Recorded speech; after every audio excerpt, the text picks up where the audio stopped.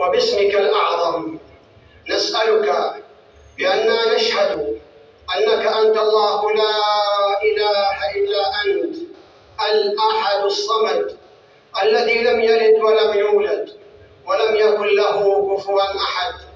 يا قوي يا عزيز يا جبار، نسألك أن تنصر وتحفظ إخواننا في غزة. اللهم كن لهم مؤيدا ونصيرا وظهيرا.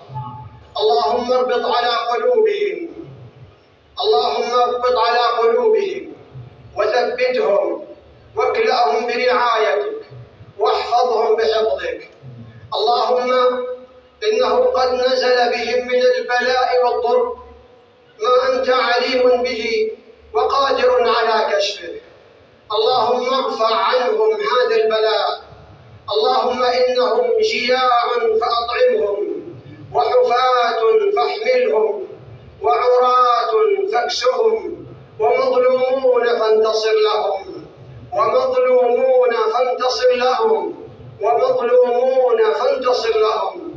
اللهم عليك بالصهاينة المعتدين في فلسطين.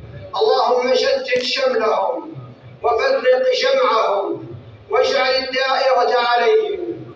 أنزل عليهم رجزك وعذابك إله الحق. اللهم منزل الكتاب مجري السحاب هازم الأحزاب اهزم الصهاينة المعتدين يا قوي يا عزيز. اللهم وفق إمامنا خادم الحرمين الشريفين لما تحب وترضى.